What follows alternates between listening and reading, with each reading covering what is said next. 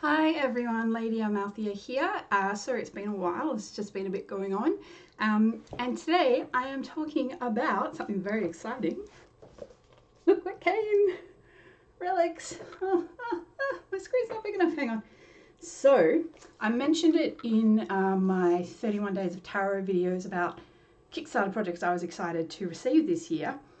And my goodness, so Relics is a role-playing game, like Dungeons and Dragons, but instead of dice, you use tarot cards. Mad cool, right? So the back of the book says, for millennia, angels and demons have been locked in a cold war. But now, God is gone and the gates of heaven are sealed forever. Trapped on earth, angels must forge a new destiny in a world where they will never belong. God's way on business. Relics is a new role-playing game from award-winning designer Steve D. Unique story-building mechanics allow you to build your character's angelic history through gameplay so that the sins of the past may be unknown even to the players themselves. All you need to spread your wings is this book and a tarot deck. So the book itself is absolutely gorgeous. Full of the stunning artwork. Now I can't remember if there was more than one artist for this project, but all the artwork is just gorgeous. Opening the book, flipping through it. The book appears to be in black and white. Yeah, cool, it is.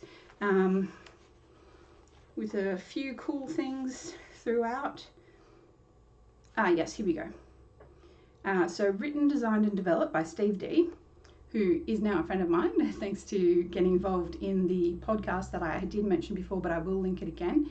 And then graphic design, Cameron Hayes and Tony Kelly, artist, Dean Maynard and Dan Smith, additional art, Ethan Strange, Michael Wenham, and Florian Small. It also says actual Relics character Nicolas Cage. So there's lots of cool stuff online in terms of resources you can use. You can get the book as a PDF. When I backed the Kickstarter, I backed for a physical copy of the book and also the tarot deck. So the book is super detailed. I've seen early prints of it. Like early PDFs and stuff, because like I said, I was playtesting a bit in a podcast, and it's a really cool system. Like, I'm not going to go into great detail because not only has it been over a year since I've played it, and there's probably some changes that have happened, but there were certainly things that I loved about this game. I've just been flipping through, and here's my name in the Kickstarter backers appendix. And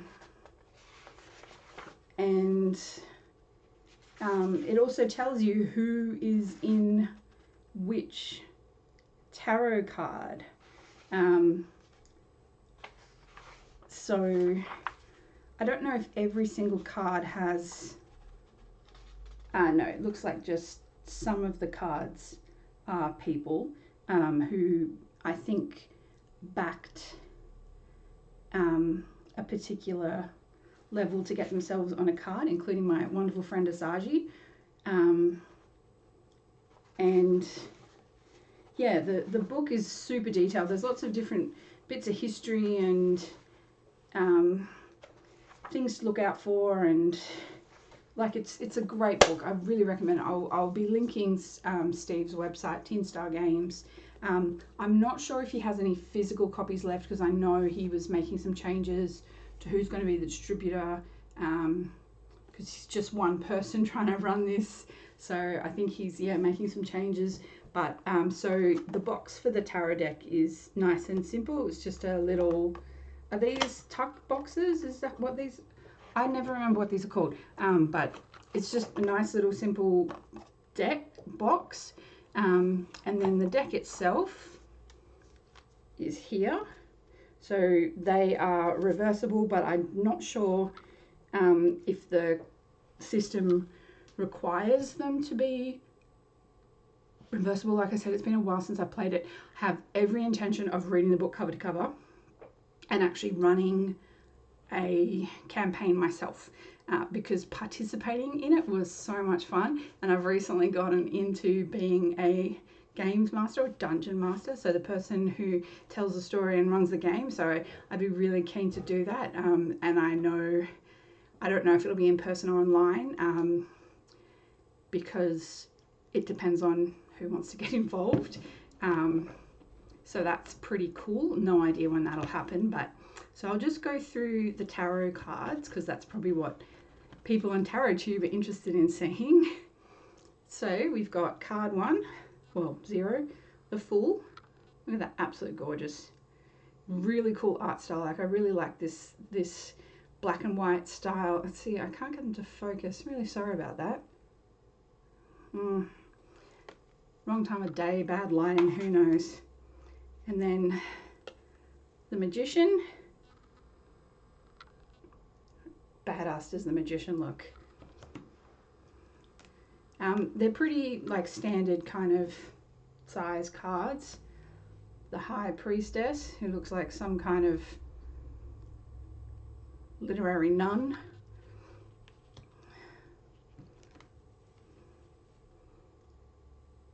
The Empress, who appears to have a halo and horns, certainly a combination.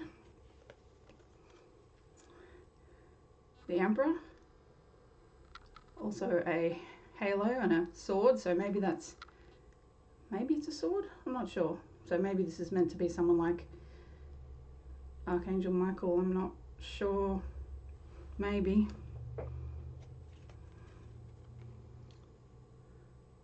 The Hierophant, interesting looking character. I just got to take my tea bag out of my tea. Very important. Oops, spilled tea on my desk. Oh dear, I'm spilling things all over my desk today. Thankfully not onto the tarot cards. The Lovers, just a gorgeous card.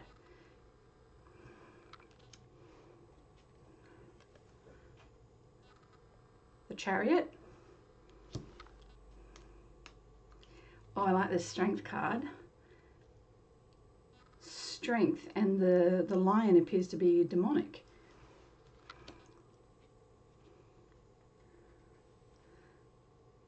The Hermit, an angel with a mobile phone. Oh, that's a cool Wheel of Fortune card. Justice. Now maybe this is meant to be Michael, because look, Flaming Sword.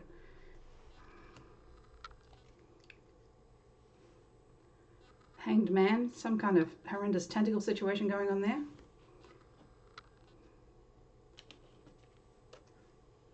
Death, who appears to be some kind of Stasi captain. Temperance. Not really sure what's going on with this card. I might have to read about why this appears to be 2 injured people. Possibly a dead person, I'm not really sure. The Devil. We have 2 nuns. So yes, of course, there's a lot of religious symbology in this because, you know, you're playing as an angel. The Tower, that looks like it might be the Empire State Building or something. I'm not sure. The Star. So you can definitely see some of the elements of the traditional Pamela Coleman Smith artwork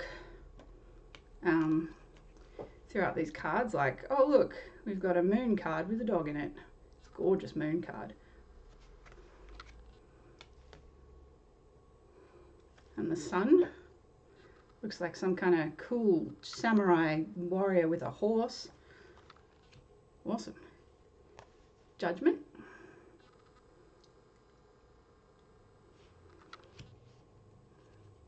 And oh, I don't know if that was, I thought a card was stuck together there. And then we have the World. And it's like that character's walking in front of a shield or something. So I'm not going to go through every single all 78 cards, but I will just show you a sneak peek of each suit. So here we go, Ace of Coins. So the pentacles in this deck are coins. And then we have Page, Knight, King, Queen and King, pretty standard. And then staves, instead of wands, I'm assuming. Sorry, don't mind me, itchy nose. Ace of Staves, that's a pretty cool image. And then, so yeah, all the cards are black and white, no keywords or anything. Or like this one, Page of Staves.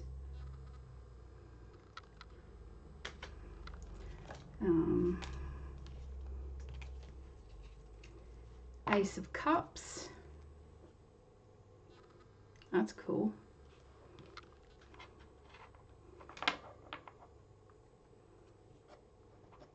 Yeah, I'm going to have to read through the book and see what some of these particular cards are related to. And Ace of Swords. Because some of these are, oh, oops, sorry, I didn't put my phone on silent. Some of these are definitely people. And in here, we have the Three of Swords, which features my friend. So that's pretty cool. So they're the Three Musketeers. Shush phone. Yeah, so it's a pretty cool little deck. I'd be interested. Oh, I think that's Nikola Tesla. I think it is.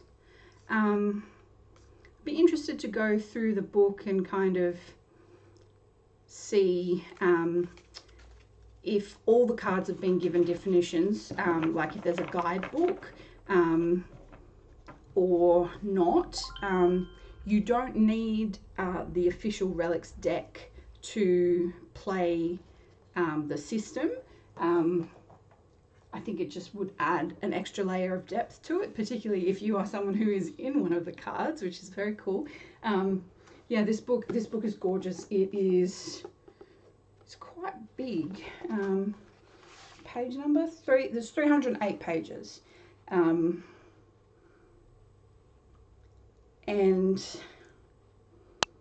I'm just trying to see if I can pick out a...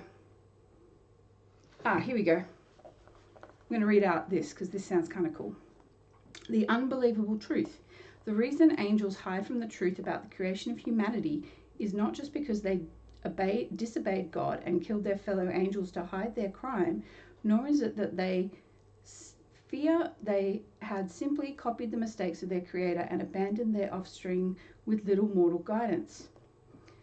Those belie a greater, deeper shame, that as humans, the creation of angels, all of humanity's flaws were given to them by angels. What is more, Eloah and Luham set out to make something better than angels, to infuse all of their gift of the creation with a pure aspect of the divine, an actual shard of God herself. Nice. This not only gave humans a more perfect conception of God's nature and her plans, but it was designed to make humans better than angels, a higher evolution, not a lesser one. Even the angels of the boots of humility believe that humanity is a descendant, a wilder, more savage, more earth-like creature, and that they, the angels, know better, see further, reach higher, that they are true guardians of goodness, truth, and beauty. But this isn't true. The monkeys are better than them, and maybe as good as it gets. The angels are relics, old things no longer relevant, echoes of a world now past. They cannot face this truth, and as memories actively work to block it out. Pride is their sin, and it eats at them like an abscess, and they will do anything to avoid having to face up to it. So that just gives you kind of a tiny taste, just a tiny taste, because this book is so long and so detailed. Like, there's no way I can read much of it to you at all. I will be here all night, and frankly, I've got things to do. But like, it is a gorgeous book. It is a fun system to play. I really recommend checking it out. I'll leave all the links below. But it was such a fun system to play when I was lucky enough to be involved in the Relics Unearthly Treasures podcast, I think was what it was called. So yeah, I was very grateful I got to check it out and to have some fun with it, and yeah, to get involved. And it's just, so there's 9 chapters in the book, and it covers a whole bunch of things, and I mean, like, I can't recommend it enough, and I'm sure we'll be hearing more about this system as more and more people get their hands on it.